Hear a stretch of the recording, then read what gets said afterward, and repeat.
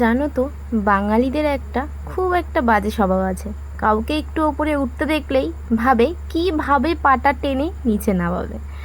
যাই হোক, কেমন আছো বলো সবাই? আশা করছি সবাই খুব ভালো আছো। এটা ছিল একটা 2 পাউন্ডের কেক।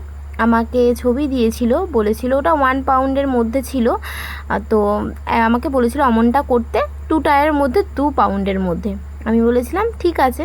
তবে কেকটা মানে কমপ্লিট করেছি খুব ভালোভাবে। তারপরে যখন ওই ফন্ডেন্টের লাভগুলো লাগাচ্ছিলাম, দেখেই বুঝতে পারছো যে কেমন মেল্ট হচ্ছিল। বিশ্বাস করো, এত পরিমাণে গরম 2 দিন ধরে। আমার এত খারাপ লাগছিল, কেকটা এত সুন্দরভাবে ডেকোরেশন করেছি, তারপরে এরকম মেল্ট হচ্ছিল। আমার না রীতিমতো সত্যি কান্না পেয়ে যাচ্ছিল। যাই হোক, তো যেহেতু ডেলিভারিটা কাছে ছিল, আমার বাড়ির পাশে, বাড়ির খুব একটা পাশে না, তবে যেতে 5-10 মিনিট লাগে, তো কাছেই। তো তাই খুব একটা প্রবলেম হয়নি দিতে, কারণ দিয়েই সঙ্গে সঙ্গে আমি তার বাড়িতে ফ্রিজে রেখে দিয়ে এসেছিলাম। তো কেকটা তোমাদের কেমন লাগলো জানিও, আমার কিন্তু বেশ ভালো লেগেছে। তো চলো, টাটা। আবার দেখা হচ্ছে অন্য কোনো ভিডিওতে। ততক্ষণে খুব ভালো থেকো, সুস্থ থেকো, আর কেকটা কেমন লাগলো জানিও। টাটা।